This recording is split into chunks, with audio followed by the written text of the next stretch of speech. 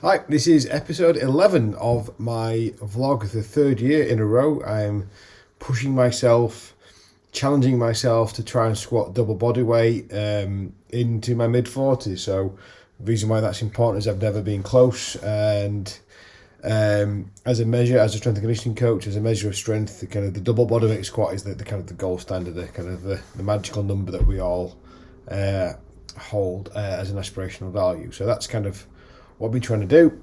So over the last few weeks, last 10, 11 episodes, it was the move from a 1x20 program into the 3x20 and looking at velocity based training, velocity loss threshold to try and bring back the old fashioned 3 sets of 10 into the new kind of way of working with velocity based training to maximize adaptation, to minimize fatigue.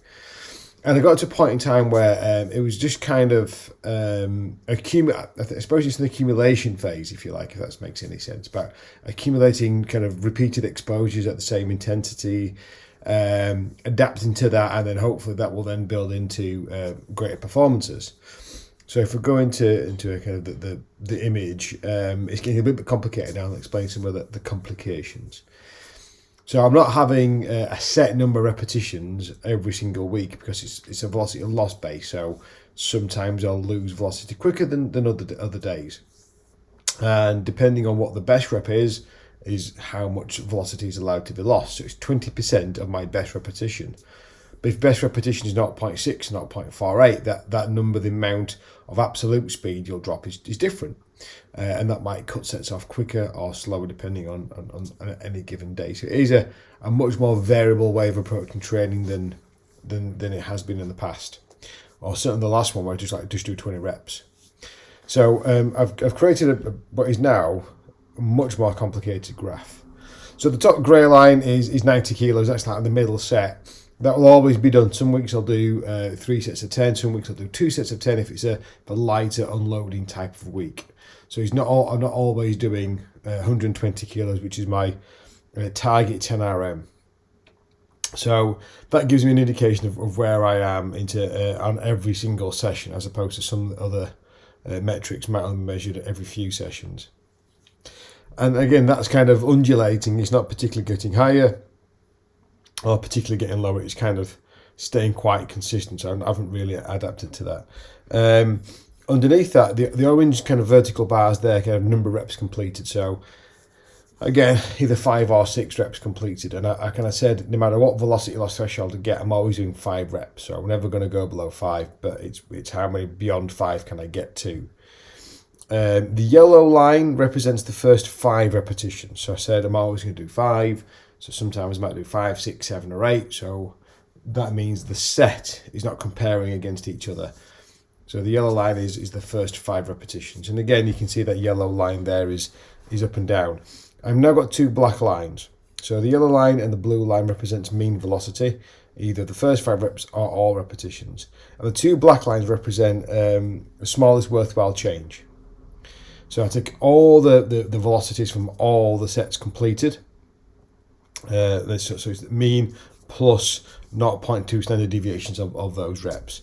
And that's that black line there. So the first black line is for the whole. The bottom black line, is for the whole set, and the upper black line is for the first 5 reps. So the blue and yellow line have to be above that line for it to be a meaningful change. And as you can see there, it's very far right hand side. That orange bar, the blue line, and the yellow line are exactly on that kind of smallest worthwhile change. So I haven't yet exceeded that.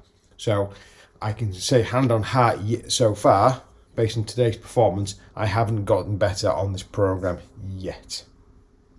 The first time I did it with the far left hand side, it was the worst by far. So that might be to be a bit of a learning exposure. But what I said last time I kind of did an episode was, if I look back at the previous types of training programs that I've done, it can take 1 to 2 months of training to really start to see an uplift. And I go back to trying to do 100 kilos for 20 reps, and for like a month and a half, 2 months, I didn't see any change. And I got a good session, a bad session, a good session, and a bad session. And then in June, it just took off. I just got better quickly.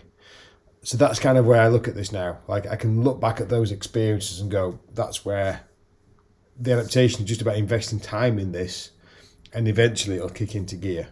So that's where I sit with this at the minute. So, yeah, it's a really good way. I'm enjoying it better than it was in the previous program. It'd be nice to into kind of lower reps and higher loads, but that's where I am. And hopefully in the next week or two, I can do like a velocity profiling test to work out if this has made me stronger. But I'm now moving to a really challenging period for strength training purposes, because I finished work, and the kind of structured format that gives you, and I'm into the school holidays, and I'm on leave, and I'm now looking after 2 kids. So where I could move my training within my working day and move my working day around to accommodate that, and maybe work a bit earlier, work a bit later. I don't have that. I can't just nip off in the middle of the day to get an hour strength training done. I've got 2 kids to look after, so that's going to be really kind of challenging. I'm looking forward to having that family time, but also kind of how do I still get my training in and around that.